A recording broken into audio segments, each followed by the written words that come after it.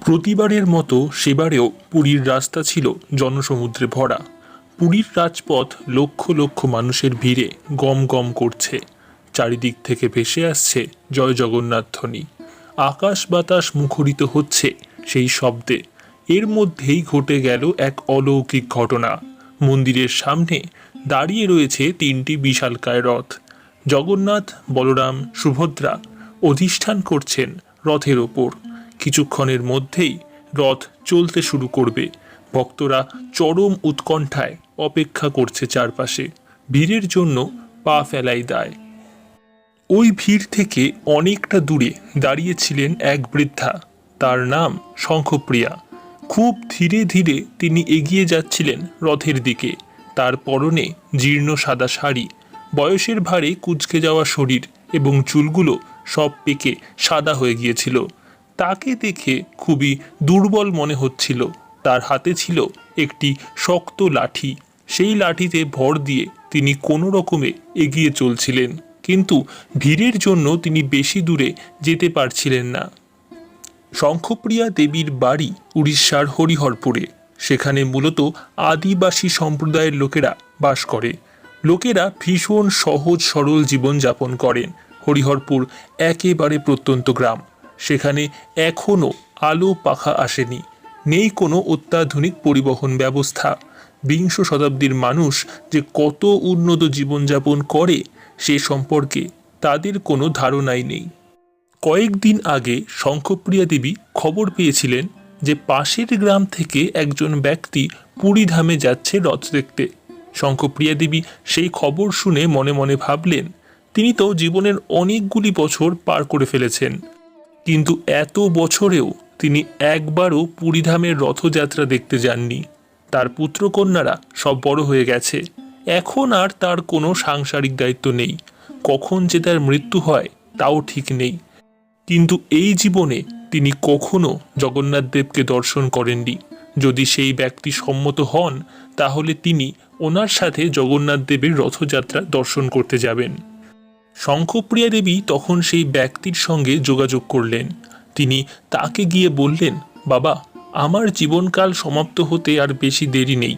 কখন যে আমার চোখ বুঝতে হবে আমি তা নিজেই জানি না, কিন্তু আমি কোনোদিনও পুরীধামের রথযাত্রা দেখিনি। আমার বহুদিনের ইচ্ছা রথের ওপর ভগবান জগন্নাথ দেবকে দর্শন করব এবং তার সাথে সাথে তার রথের দড়ি স্পর্শ করব। শুনলাম তুমি নাকি পুরীধামে যাচ্ছ, তুমি কি আমাকে সঙ্গে করে নিয়ে যাবে? বৃদ্ধার প্রস্তাবে সেই লোকটি বলল, সে তো খুবই ভালো কথা মা, আমি অবশ্যই তোমাকে নিয়ে যাব, কিন্তু পুরীধাম তো অনেক দূরের পথ, আর পায়ে হাঁটা ছাড়া যাতায়াতের কোনো মাধ্যম নেই। তুমি কি অত দূর আমার সাথে হেঁটে যেতে পারবে? শঙ্খপ্রিয়া দেবী সঙ্গে সঙ্গে বললেন, হ্যাঁ হ্যাঁ বাবা, প্রভুর ইচ্ছা থাকলে আমি নিশ্চয়ই পারবো। তুমি আমাকে দয়া করে তোমার সাথে নিয়ে চলো। সেই লোকটি বললেন, বেশ, আজ থেকে 10 দিন পরে ভোরবেলায় আমি যাত্রা শুরু করব। তুমি সেদিন আমার বাড়িতে চলে এসো, আমরা একসাথে যাত্রা করব। বৃদ্ধা এই প্রস্তাবে সম্মত হলো। সে নির্দিষ্ট দিনে সেই ব্যক্তির বাড়ি পৌঁছে গেল। তারপর তারা একসাথে পুরীধামের উদ্দেশ্যে যাত্রা শুরু করলো।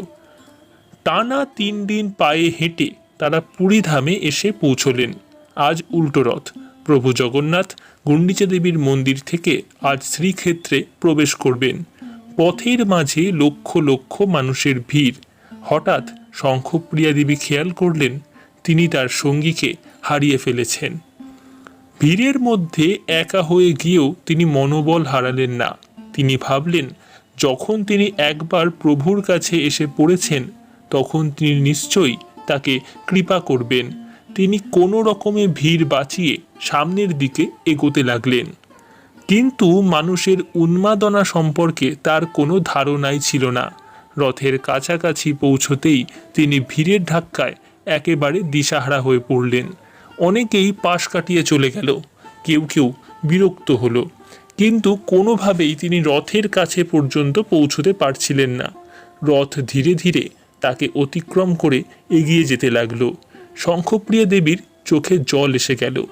এত কাছে এসেও কি তার স্বপ্ন অধরাই থেকে যাবে? প্রভু কি তাকে রথের দড়িটা স্পর্শ করার সুযোগটুকু দেবেন না? এইসবের মধ্যে হঠাৎ তিনি লক্ষ্য করলেন জগন্নাথ দেবের রথ কিছু দূর গিয়ে থেমে গেছে। মানুষজন শত চেষ্টা করেও সেই রথ এগিয়ে নিয়ে যেতে পারছেন না, যেন ভগবান নিজেই স্থির হয়ে দাঁড়িয়ে পড়েছেন সেখানে। বৃদ্ধা আবার তার উদ্যম ফিরে পেলেন। তিনি আবার অশক্ত হাতে লাঠি নিয়ে রথের দিকে এগোতে লাগলেন, কিন্তু রথের সামনে পিঁপড়ের মতো লক্ষ লক্ষ মানুষ। তিনি কোনোভাবেই সামনে এগোতে পারলেন না। তিনি মাটিতে বসে পড়লেন। ভগ্ন হৃদয় নিয়ে তিনি তখন এক মনে প্রভু জগন্নাথকে স্মরণ করতে লাগলেন। হঠাৎ তিনি কাঁধের ওপর এক অপরিচিত হাতের ছোঁয়া পেলেন।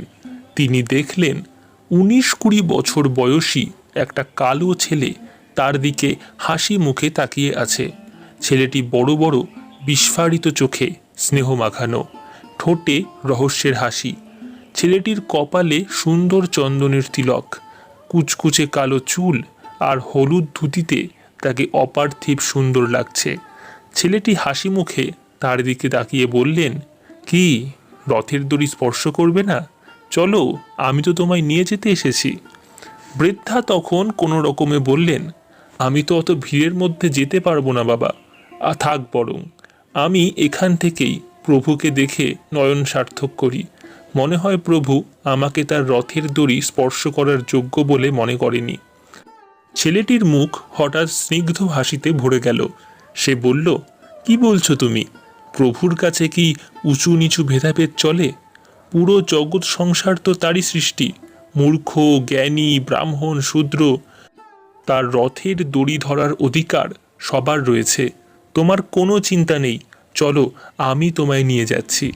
ছেলেটি তার হাত ধরে তাকে টেনে তুলল। বৃদ্ধা লক্ষ্য করল তার শরীর এক অন্যরকম শক্তিতে ভরে গেছে। তিনি তখন সেই ছেলেটির হাত ধরে লাঠি ছাড়াই ভিড় ঠেলে এগিয়ে যেতে লাগলেন।